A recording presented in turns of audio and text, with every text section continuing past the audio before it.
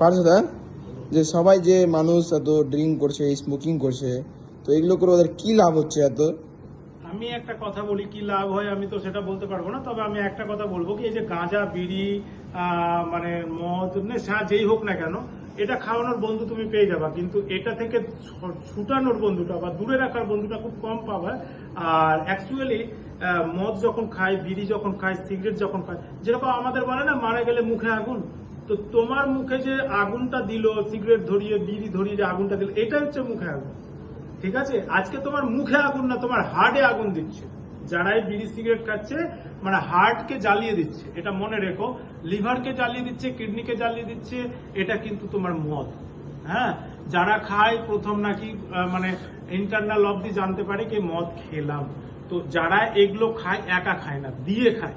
কি আমি কেন মরি, তুইও মর ভাই, তোর জন্য আমার জান হাজির আছে। বলে না মদ ঢালার সময় অনেকে বলে কি খা খা, কিন্তু না, প্রকারান্তরে কি বলে জানো, কি আমি একা কেন মরবো, তোকে নিয়ে মরবো।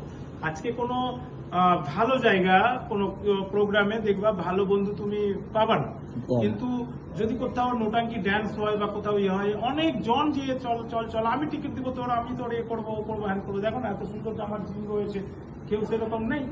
মানে এখানে সেরকম বন্ধু নেই কি আমি একা মানে আমিও বডি বানাবো, আমার চাইবো আমার বন্ধুরও বডি বানায়, ঠিক আছে, সেই ব্যাপারটা নেই। সেই ব্যাপারটা যদি থাকতো তাহলে অবশ্যই আসতো। আমি কেন মরি, চল তুইও মর। সেই জন্য ড্রাগস, নেশা যারা খায় তাদের অনেক বন্ধু থাকে। অত ডাক্তাররা যে সবাই খায়, ওরা তো সব অ্যাকচুয়ালি জানে সব, তাও যে ওরাও তো আলাদা করে। ডাক্তার ডক্টররা যে দেখো, ডাক্তাররা খায় অনেকেই বলে, কিন্তু অনেক ডাক্তার যে ফ্রুট জুস খেয়েও মানে ইয়ে করে, অপারেশন করে বা ইয়ে করে, এটার দিকে কারো নজর থাকে না। ডাক্তাররা খায় কি 2-3 টান নিয়ে ফেলে দিল, ওরা কিন্তু ইনহেল করে না। কিন্তু সিগারেট স্টাইলের জন্য খায়, ওদের নেস মানে ওরকম দিখাবা আছে ওদের। আর এদের তো পায়খানা বসবে তবু, মানে খাবে তবু। আচ্ছা হ্যাঁ, খাওয়ার পর যদি কেউ বিড়ি সিগারেট খায়, 200টা সিগারেট খাওয়া সমান। কোন ডাক্তারকে দেখেছো কি মানে খেয়ে সিগারেট ধরিয়ে নিল? মানে ওরা কি করে, মানে স্টাইলের জন্য করে বা পাবলিককে মানে দিখাবা করে, ঠিক আছে। 2-3টা নিয়ে আমি দেখেছি অনেক জায়গাতে, মানে কি বলবো, মানে 2 টানও নাই না, মুখে লাগালো, ধোঁয়াটা নিল, এরকম একটা স্টাইল গুলো ফেলে দিল। আমি বলেছিলাম কি স্যার এত টাকা নষ্ট কেন করছেন? সিগারেটের দাম কত একবার ভেবে দেখো, সিগারেটের দাম কত, সিগারেটের দাম কত? 8 টাকা, 10 টাকা, 8 টাকা, ঠিক না? 10 টাকায় ধরলাম আমি, দাম বাড়ছে। তো একটা ইঁটেরও তো দাম 10 টাকা।